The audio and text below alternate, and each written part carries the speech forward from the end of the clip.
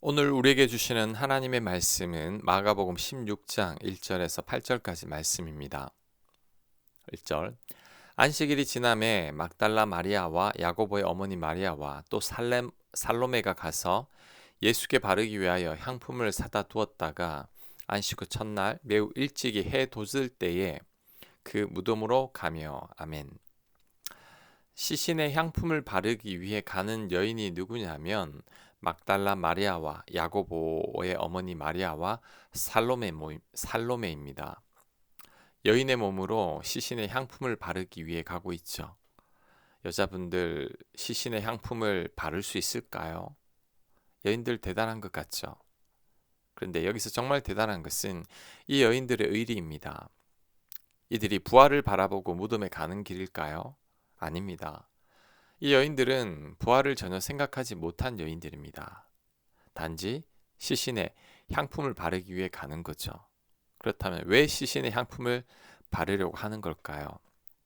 그만큼 예수님을 사랑하기 때문이죠. 그런 면에서 이 여인들은 참으로 훌륭한 여인들입니다. 마지막까지 예수님과 함께 하더니 무덤에까지 함께 하고 있습니다. 정말로 예수님을 사랑하는 사람들인 거죠. 부귀 영화를 바라보고 예수님을 어, 버린 제자들과 참 대조적입니다. 진짜 친구가 어떤 친구라고 생각하십니까?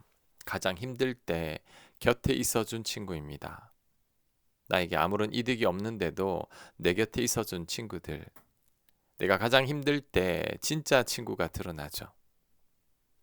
처음 교회를 시작할 때 저를 도와주신 분들 정말 고맙습니다. 그 은혜를 잊지 못하겠더군요. 그런데 그분들 상당수가 기대하지 않았던 분들입니다. 잘 아는 분들, 혹시나 하고 기대했던 분들은 하나도 없었습니다. 그게 참 이상하죠. 예수님도 그 곁에 있던 자들은 하나도 없습니다. 기대했던 제자들은 다 도망쳤죠. 전혀 기대하지 않았던 여인들만 남아 있습니다.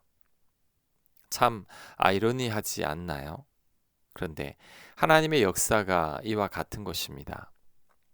전혀 기대하지 않은 자들을 통해 역사하신 하나님이신 거죠. 약자들을 통해 역사하시는 하나님이십니다. 미련한 자들을 통해 역사하시는 하나님이신 거죠. 아무것도 없는 자들을 통해 역사하시는 하나님이십니다. 하나님 앞에서는 철저히 무능해져야 합니다. 그것이 하나님께 쓰임받는 방법이죠. 예수님의 제자들, 약자들이요. 또 다 무식한 자들이었죠. 오늘 본문의 여인들은 그 제자들보다 더 약한 자들입니다. 이들이 부활의 첫 증인이 된 거죠. 하나님께 쓰임받는 자들은 다 이와 같습니다. 이것을 꼭 염두에 두셔야 합니다.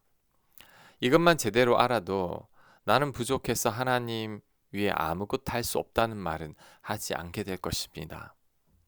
부족해서 하나님을 섬길 수 없다는 말 하지 말아야 합니다. 오히려 부족한 나를 통해 하나님은 역사하시기를 기뻐하십니다. 자, 여기서 한 가지 교훈이 더 있습니다. 예수님 무덤을 찾은 여인들은 철저히 희생하고 손해보는 여인들이죠. 이미 죽은 자에게 향품을 발라봤자 뭐 하겠습니까? 이미 죽었는데 다 끝인 거죠. 비싼 향품을 바르는 것은 낭비 같습니다. 그런데 이 여인들은 그렇게 생각하지 않고 있죠. 그만큼 예수님을 사랑하기 때문이죠. 지위가 높은 분들의 부모님이 돌아가시거나 자녀들이 결혼할 때는 조문객들이나 하객들이 넘쳐납니다. 하지만 그 지위 높은 분들이 돌아가시면 조문객들이 훨씬 적습니다. 왜냐하면 이제 별로 도움이 되지 않기 때문이죠. 끈떨어진 연과 같기 때문입니다. 이것이 일반적인 사람들의 성향이죠. 그런데 이 여인들은 전혀 그렇지 않았습니다. 예수님이 죽었지만 그녀들의 소중한 향품을 바르기 위해 무덤으로 갔습니다. 여전히 예수님을 사모하고 있기 때문이죠. 이 여인들의 삶이 현대를 살아가는 우리들과 비교해 볼 때 너무나 귀한 것 같습니다. 요즘 사람들은 절대 손해보지 않으려고 하죠. 계산이 빠르고 편하고 좋은 것만 따집니다. 힘든 자리 가지 않으려고 합니다. 신앙생활도 힘들게 하지 않으려고 하죠. 그래서 작은 교회 안 가고 모든 것이 갖추어진 큰 교회 가려고 합니다. 목사님들을 만나보면 교회마다 주일에 주방에서 일하실 분들이 없어서 외부 업체로 다 돌리고 있다고 합니다. 작은 교회들은 아예 식사를 하지 않는 곳도 있습니다. 교회 청소도 이제 교인들이 안 하고 청소 위탁 업체에서 다 하고 있죠. 과거와는 완전히 달라진 거죠. 이제는 아무도 희생하지 않으려는 겁니다. 그나마 감사한 것은 우리 교회 교인들은 그래도 아직 섬기는 분들이 있다는 거죠. 연초에 봉사 자원하시라고 했을 때 많은 분들이 자원해 주셨습니다. 그게 너무 감사합니다. 우리는 예수님을 찾은 여인들처럼 손해보고 희생하고 섬길 수 있어야 합니다. 주님 위에 손해보며 살 작정을 해야 합니다. 우리가 받은 은혜를 생각해야 합니다. 아무런 자격 없는 우리들이 예수님 덕분에 하나님의 자녀가 되었죠. 구원받고 영생을 얻은 것입니다. 이런 은혜를 생각하면 우리도 주님처럼 희생하고 섬기는 것이 마땅한 것입니다. 자신의 것을 아끼지 않은 이 여인들의 삶이 참으로 귀했기에 하나님께서는 이 여인들로 하여금 부활의 현장을 처음 목격한 자들이 되게 해 주신 거죠. 이 여인들이 부활의 첫 소식을 전한 자들입니다. 얼마나 큰 영광입니까? 우리도 예수님께 향품을 바르기 위해 무덤가로 찾아갔던 여인들처럼 살아야 합니다. 좀 손해를 보더라도 주님처럼 희생하고 섬겨야 합니다. 주는 것이 받는 것보다 복이 있습니다. 그렇게 살아갈 때 가장 보람된 삶이 될 것입니다. 3절 서로 말하되 누가 우리를 위하여 무덤 문에서 돌을 굴려 주려 하리니 눈을 들어본즉 벌써 돌이 굴려져 있는데 그 돌이 심히 크더라. 아멘. 지금 이 여인들의 걱정이 무엇이냐면 무덤에 갔을 때 무덤을 막고 있는 돌을 굴려줄 사람이 없다는 거죠. 그런데 막상 가보니 돌이 옮겨져 있었죠. 괜히 쓸데없는 걱정을 한 거죠. 이 여인들의 걱정하는 모습이 우리들의 모습 같습니다. 우리들도 걱정하지 말아야 할 것들을 얼마나 많이 걱정하는지 모릅니다. 야곱의 약복 강가에서 걱정하죠. 형한테 죽을까 봐. 걱정하지 않아도 됐죠. 아들 베냐민을 보낼 때 베냐민도 죽을까 봐 걱정하는데 이 또한 쓸데없는 걱정이죠. 이에 반해 요셉은 절망적인 상황 가운데서도 걱정하지 않습니다. 하나님을 믿고 있기 때문이죠. 제자들이 배 타고 갈 때 풍랑을 만났습니다. 그때 걱정합니다.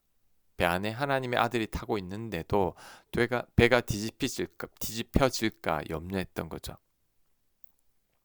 제자들이 이렇게 걱정하는 이유는 결국 하나님에 대한 믿음이 없기 때문이죠.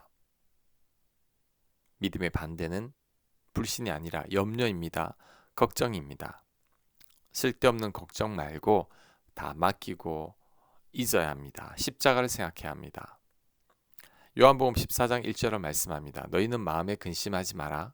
하나님을 믿으니 또 나를 믿으라. 근심하지 말고 염려하지 말라고 합니다. 하나님과 예수님을 믿으라고 합니다. 당신의 아들을 주신 하나님이시고 우리를 위해 죽으신 예수님이신데 왜 우리가 염려해야 할까요? 염려는 현재의 시간도 낭비하고 미래의 시간도 가불해서 낭비할 겁니다. 염려하지 않길 바랍니다. 걱정과 염려는 하나님을 믿고 하나님께 다 맡기시길 바랍니다. 5절 무덤에 들어가서 흰옷을 입은 한 청년이 우편에 앉은 것을 보고 놀라매 청년이 이르되 놀라지 말라. 너희가 십자가에 못 박히신 나사렛 예수를 찾는구나. 그가 살아나셨고 여기 계시지 아니하니라. 보라 그를 두었던 곳이니라. 가서 그의 제자들과 베드로에게 이르기를 예수께서 너희보다 먼저 갈릴리로 가시나니 저는 너희에게 말씀하신 대로 너희가 거기서 배우리라 하라 하는지라. 여자들이 몹시 놀라 떨며 나와 무덤에서 도망하고 무서워하여 아무에게 아무 말도 하지 못하더라. 아멘. 지금 여자들이 놀라 떨며 무서워서 도망을 합니다. 아무 말도 하지 못하고 있죠. 그런데 이것은 떨면 무서워할 사실이 아닙니다. 부활의 기쁜 소식을 접한 거죠. 그러니 그 사실을 깨닫지 못하니 두려운 겁니다. 야곱이 베냐민을 볼모로 보낼 때 두려워하죠. 혹시나 베냐민도 잃을까봐 두려워한 겁니다. 그런데 베냐민을 보냄으로 인해 죽었다고 여겼던 아들 요셉까지 만나게 되었던 거죠. 그 생각은 하지 못하는 겁니다. 고난은 숨겨진 하나님의 축복이라는 말이 있습니다. 그런데 이 말이 맞는 말입니다. 고난이 당시에는 두렵지만 후에 가보면 그 고난이 오히려 축복인 경우가 많습니다. 그러니 그 어떤 경우에도 두려워할 필요가 없습니다. 하나님만을 신뢰하면 됩니다.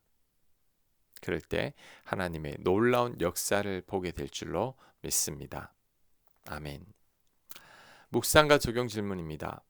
나는 어떤 희생과 섬김을 실천하고 있는지 점검해 보시기 바랍니다. 예수님은 날 구원하기 위해 이 땅에 오셔서 날 위해 희생하셨습니다. 이런 주님을 생각하며 나는 주님을 위해 무엇을 해야 할지를 결심해 보시기 바랍니다. 기도합니다. 하나님, 예수님의 희생을 본받아 사는 저희가 되게 하여 주옵소서.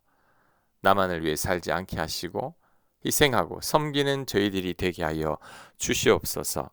예수님 이름으로 기도합니다. 아멘.